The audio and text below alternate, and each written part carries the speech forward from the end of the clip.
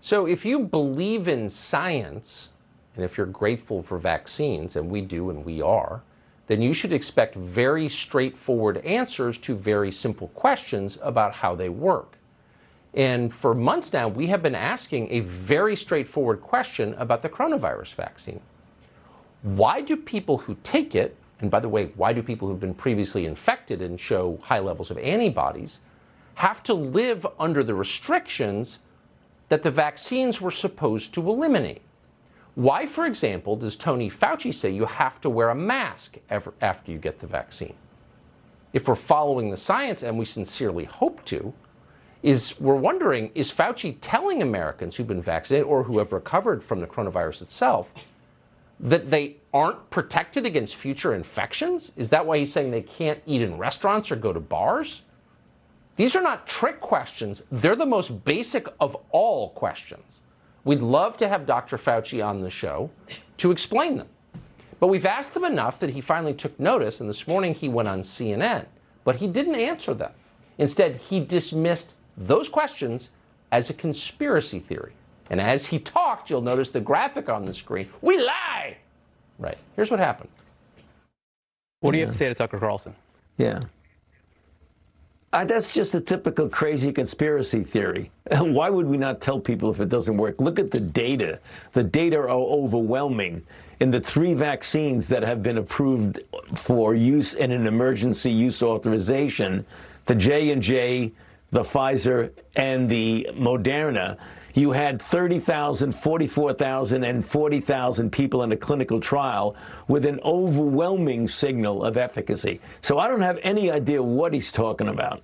How dangerous is it for a TV personality like that, who does have an audience of millions, to speculate about something like that? Well, it's certainly not helpful to the public health of this nation or even globally. Wait a second. Who's doubting that vaccines work? For the record, we never for a minute doubted it. We bought all of that stuff completely at face value. We believe in science. Actually, kind of probably trust the pharmaceutical companies a little bit too much. So when they said this stuff works, we never questioned it. We assumed they had detailed studies showing that it does work. We still think that. The only reason we're asking the question is because the people in charge are acting like it doesn't work. You see the President of the United States wearing a mask outside. You see his vice president doing the same thing. You see the guy in charge of coronavirus response, the one you just saw, telling us that, again, after you've had the vaccine, you must remain under the restrictions. So we're asking a question that is rooted in science, which is why? If this stuff works, why can't you live like it works? What are you really telling us here? And by the way, this, again, is not a trick question. We're not playing word games here. What's the answer?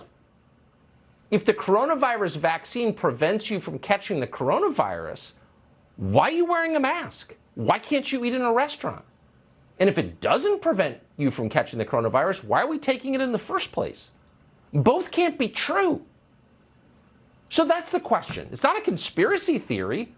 As an American, you should ask it too.